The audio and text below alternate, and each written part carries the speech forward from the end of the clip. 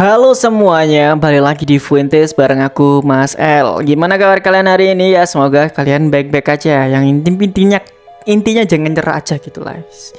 Dan sebelum kita mulai kayak biasanya, kalian kalau misalkan belum tekan tombol subscribe, yuk ditekan dulu subscribe-nya karena itu ya biar channelku ini bisa berkembang gitu kan ya.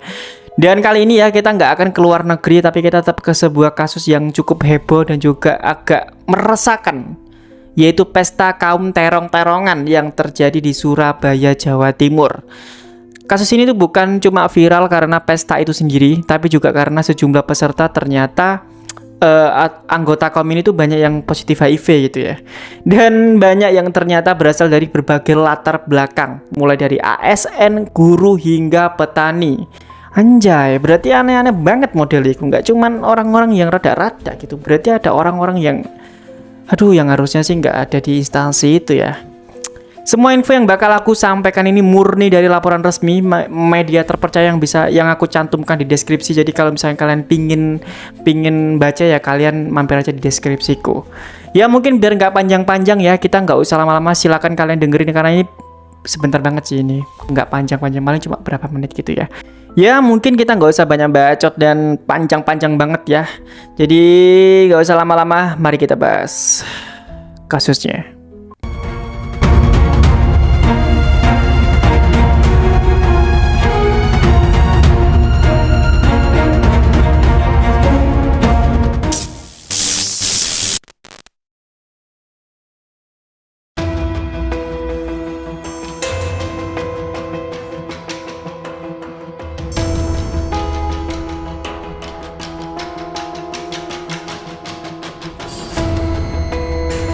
Kejadian ini tuh bermula di beberapa hotel dan juga apartemen di Surabaya, Jawa Timur ya. Pesta yang diadakan ternyata diikuti oleh berbagai kalangan, mulai dari ASN, guru, hingga petani. Informasi tentang kegiatan ini tuh awalnya didapat dari laporan warga dan juga patroli rutin pihak berwenang atau polisi atau mungkin Satpol PP. Dan untuk menindaklanjuti hal tersebut, polisi dan juga pemerintah kota itu memperketat pengawasan di area atau di lokasi-lokasi yang disinyalir atau dicurigai ada kumpulan-kumpulan para kaum Sodom inilah intinya ya. Tujuannya sudah jelas, yaitu ingin mencegah kegiatan serupa terjadi lagi, menjaga ketertiban dan juga melindungi kenyamanan masyarakat. Hasil investigasi itu menunjukkan bahwa pesta ini tuh berlangsung secara tertutup dengan mayoritas peserta itu masih muda-muda, dan bahkan ya dari pemeriksaan kesehatan awal beberapa peserta itu dinyatakan positif HIV. Total tersangka yang diamankan dalam kasus ini tuh mencapai 29 orang HIV. Awalnya ya, pesta ini tuh dimulai secara sederhana. Pesta berkumpul di hotel atau di apartemen tertentu. Dan menurut laporan ya, ada pengaturan khusus soal waktu dan juga tempat supaya kegiatan ini tidak diketahui publik. Berarti harus direncanakan sebelumnya ini. Namun ya, pinternya polisi itu juga mendapatkan informasi dan langsung melakukan pengawasan. Ini cerdas banget polisinya.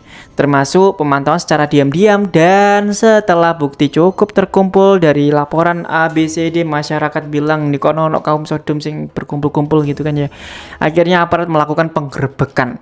Dan saat penggerebekan ditemukan sejumlah barang bukti mulai dari minuman keras, alat pesta, dan beberapa barang-barang pribadi peserta lainnya. Saat itu semua peserta kemudian diperiksa kesehatannya. Dan hasilnya menunjukkan beberapa orang di situ ternyata terjangkit positif virus HIV. Kasus ini tuh menjadi perhatian serius karena resiko kesehatan yang ditimbulkan itu cukup besar banget ya. Apalagi melibatkan ASN dan juga guru, yang harusnya ya orang-orang seperti ini tuh kalau misalkan sudah ketahuan ya mending di-cut aja, dipecat aja gitu ya. Karena yang ditakutkan itu adalah orang-orang ini tuh mempengaruhi orang-orang di sekitarnya gitu. Apalagi ada yang sebagai guru kan. Ya kalian bisa ngebayangin gak sih kalau misalkan itu akan menular ke murid-muridnya gitu ya. Tapi gimana menurut kalian, Rek? Coba kalian komentar aja. Dalam sebuah penyidikan ya, polisi itu mendapati bahwa pesta ini tuh memang direncanakan beberapa hari sebelumnya. Peserta itu bahkan mengaku mengikuti pesta karena ajakan teman atau kenalan-kenalan aja.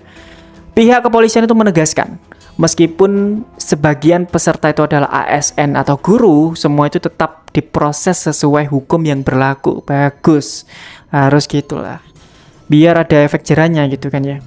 Dan dari kejadian itu, pemerintah kota Surabaya akhirnya menindaklanjuti kasus inilah gitu kan ya, yaitu dengan memperketat pengawasan hotel, apartemen, dan mengimbau pengelola tempat untuk melaporkan kegiatan yang mencurigakan dan juga memberikan sosialisasi soal resiko HIV dan kesehatan seksual kepada masyarakat. Kalau misalkan sebuah kasus seperti ini biasanya kan ada dampak sosial gitu ya, ada edukasi ke masyarakatnya gitu kan. Akhirnya ya dari kasus ini tuh memicu banyak perbincangan anjay, yang sangat luas gitu ya, bahkan ramai diperbincangkan di media sosial. Itu wake banget. Nah, ini media sosial itu pasti rusak wes komentarin, nggak enak ngapi gitu lah. Banyak yang menyoroti aspek moral dan juga kesehatan, apalagi karena peserta pesta berasal dari berbagai latar belakang, termasuk guru dan juga ASN. Selain itu ya, kasus ini juga menjadi pengingat pentingnya edukasi kesehatan dan juga kesadaran sosial. Masyarakat itu diharapkan lebih memahami resiko kesehatan, bisa mencegah penularan HIV dan tetap menjaga ketertiban umum. Bagi keluarga, kasus ini tuh juga menjadi pengingat atau peringatan untuk selalu mengenali lingkungan anak-anak, memperhatikan pergaulan mereka, dan waspada terhadap tanda-tanda perilaku yang mencurigakan. Ya, kalau misalkan aku bisa menyimpulkan dari semua kasus ini ya, dari kasus ini semua gitu, ada beberapa pelajaran yang menurutku cukup penting yang bisa kita ambil. Yang pertama mungkin pengawasan dan patroli rutin itu harusnya lebih digencarkan lah, apalagi di tempat-tempat yang besar kayak Surabaya atau kalau bisa di semua kota gitu kan ya. Karena itu menurutku juga ada banyak yang merugikan masyarakat gitu ya. Terus lagi kedua, kesadaran akan resiko kesehatan terutama HIV. Itu harus ditingkatkan. Edukasi dan juga sosial kesehatan itu tidak boleh berhenti hanya di teori aja. Tapi masyarakat juga harus benar-benar paham konsekuensinya. Ketiga, menurutku penegakan hukum itu harus tegas ya, tapi tetap memperhatikan aspek kemanusiaannya. Jadi ya teman-teman ya, kasus ini jadi pengingat nyata bahwa kegiatan tertutup sekalipun itu bisa berdampak luas. Tidak hanya pada kesehatan, tapi juga pada moral dan juga ketertiban masyarakat. Aduh, ngomongin moral terlalu gimana sih aku? Aku nggak baik-baik banget juga sih. Dan kalau boleh jujur ya, ini tuh juga menunjukkan ada celah besar dalam pengawasan sosial dan juga pendidikan di sekitar kita gitu. Bagaimana mungkin perilaku seperti ini tuh bisa terjadi tanpa ada sinyal atau intervensi lebih awal? Ya, ini mungkin harus menjadi kritik tajam gitu ya bagi kita semua, bahwa keluarga, masyarakat, dan juga pihak berwenang untuk lebih waspada dan mungkin lebih proaktif dan tidak menunggu tragedi baru terjadi lagi. Ya, mungkin itu aja kasus tentang kaum Sodom ini ya. Ya, kalau misalnya kalian punya kritik atau saran atau apa ya silahkan kalian komentar aja. Gimana menurut pendapat kalian tentang kasus ini? Kalau aku sih ya wis bener lah itu, karena mereka juga sebenarnya juga ngapain buat pesta-pesta kayak gitu anjir. Aduh, aku mau komentar agak tajam, tapi kalian bisa ngeliat videoku ke belakang sih, aku memprotes kaum mereka gitu, karena aku jujur benci banget gitu ya. Aku menyadari ada banyak teman-temanku yang juga seperti itu sebenarnya gitu. Tapi mereka kadang-kadang juga masih menjaga perasaanku gitu ya. Jujur sebenarnya aku mau membahas ini lebih dalam ya, tapi aku takut nantinya salah ngomong gitu. Tapi kalian bisa ngeliat konten-kontenku yang ke belakang. Kalau nggak salah di channel YouTube Bielsa Pasarela, aku mengkritik tentang mereka gitu. Ya mungkin itu aja ya. Sekali lagi ini itu bukan ujaran kebencian atau apa. Aku hanya nggak setuju aja dengan kaum seperti mereka gitu, dan karena aku punya alasan sendiri kenapa aku nggak setuju. Kayaknya semua orang nggak setuju sih. Ya mungkin itu aja ya. Silahkan kalian komentar di bawah, dan kalau misalkan kalian pingin komentar yang gimana-gimana ya terserah kalian, bebas aja. Sekali lagi terima kasih udah mampir di di Fuentes sampai habis, dan sampai jumpa lagi di Fuentes selanjutnya. Bye bye.